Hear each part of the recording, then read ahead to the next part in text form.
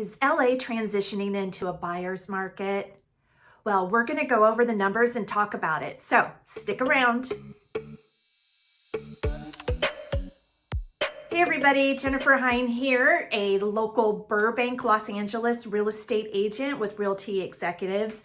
And today we're going to go over the numbers from the February 2025 California Association of Realtors Housing Market Report.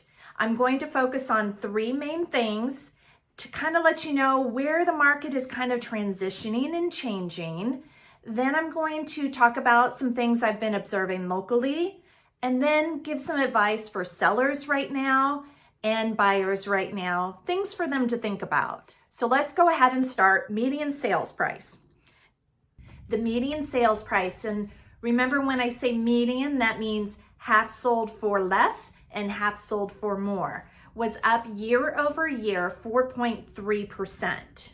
And it went down 3.9% month to month. And year over year, in the past, it's actually been those higher numbers. So we have a smaller year over year, but 4.3%, I'll take it, right? Now with the month to month, in the past, we've kind of had a mix since the fall. It comes up, it goes down a little bit. We have had negative month over month since September. So it has consistently been going down. Now, does that mean that prices are necessarily going down in a pattern? Yes, it does, but it doesn't necessarily mean that this is going to stay consistent. I'm just noting that the year over year is different than where we were, and the month to month is different than what we've seen in the past as well. Okay. The second thing I wanted to talk about was the inventory or the supply of homes available. They call it, in real estate terms, we call it the unsold inventory index.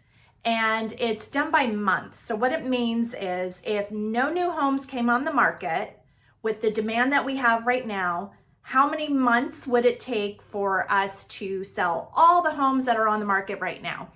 Now, it used to be considered 6 months would be a balanced market, meaning that if there was 6 months of inventory, it wasn't a buyer's market, it wasn't a seller's market. And a buyer's market means more favorable to a buyer, and a seller's market means more favorable to a seller. So less than 6 months was considered a seller's market. Anything more than 6 months was considered a buyer's market. We haven't been in a buyer's market since 2012. So it's been quite some time. But there are different degrees of being in a seller's market. And where we are right now, with the inventory that we have right now, it's in the 4s. This time, a couple years ago, we had about a month to 2 months inventory. So there's definitely a lot more supply than there was. The third thing I want to talk about is days on market. So how long is it taking for a seller to accept an offer on a house that's for sale? And this is median. So again, half went under contract before and after this amount of days on market. So we're at 30 days on market, so a month. Now, that's a pretty good number. But when you compare it to this time last year, it's actually gone up 42.9%. So it's taking a lot longer for a seller to accept an offer. And if you go back a couple years, when we were having multiple offers, bidding wars, that sort of thing, those homes were gone within a week, maybe 10 days. So having the days on market be much longer is an indication to me that buyers are being a little more choosy. We're not having as many multiple offer situations. So it is a bit of a transition right now. So when we look at these three things, as you can see, it's leaning more in the favor of buyers. However, I would say we're still in the seller's market. There are more homes available. There aren't as many bidding wars out there. And the median price, it is going up, as it has for as long as I can remember, year over year, but it's not consistently up. and the amount is not as high as it has been in the past. Now, what I've been seeing here locally is in line with this, actually. There are homes, they're taking longer to have an accepted offer, with an exception of a few that are going super, super fast, but they are generally taking longer to have an accepted offer. There are some where sellers are just taking them off the market. They're not getting the price they want, so they're just taking them off. Now, there's also situations where an offer is accepted and then the buyer backs out for whatever reason. Maybe they get cold feet, they're having trouble with their loan, et cetera, et cetera. We're seeing that a lot more too. Oh, one other thing I want to tell you about. So kind of to give you an idea, there's a zip code here in Burbank, 91505. It's an area that I actually live in. The amount of homes on the market, and I recall this because I had a flyer, was 13 in 2019. Now, as of right now, we have 25 homes on the market. So, wow, it's almost double, right? That sounds like a big change. Keep in mind that in the zip code 91505, we have over 7,000 homes. So 25 on the market, 7,000 homes.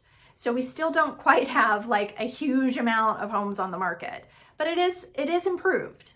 All right, so let's just jump into my advice for buyers and sellers right now. Hey, you sellers. Yes, you sellers. Here's my advice for you right now with our current market. If you're selling the home that needs a lot of work, aside from doing your basic cleanup, decluttering, zhuzhing up the curb appeal a little bit, don't do any major improvements or big improvements, because it's not really it's not gonna be lucrative for you. They're gonna just make sure that you're pricing it well. Now, if you only need a couple cosmetic updates, I do recommend doing that to achieve the turnkey status. Buyers are pickier right now, and if it only takes a little bit, some paint, changing a couple fixtures, redoing the landscaping, but nothing excessive, that will pay off. And the key, as always, is just to make sure that you're priced right for your market, location, size, and condition, and you should be fine. Now, for buyers, what I have to say for you is there are opportunities in this market. Some of these homes that are overpriced, that have been on the market for a while, it may be your best opportunity to write an offer, a reasonable offer based on what has sold relative to the condition of that home. Because I have seen homes that are selling for a lot less than what they were asking for, and they'd never dropped the price. So just keep that in mind. As long as you know you have the past comps, we call them comps, home sales to support that. And the other thing too is, look, if you have more of a cash reserve, look at the houses that do need a lot of work, and consider that as an opportunity, because not everybody has that extra cash to be able to do the necessary updates. And so you're gonna have less of a competitive market, but maybe the house is a little too nice for a developer. So it's that in-between zone where the real opportunity lies for buyers if you have more cash on you. So that's it, everybody. I hope you found this helpful. And again, if you have any questions, just feel free to reach out anytime. I am more than happy to help you. And I will see you on the next one. Take care, everybody. Bye-bye.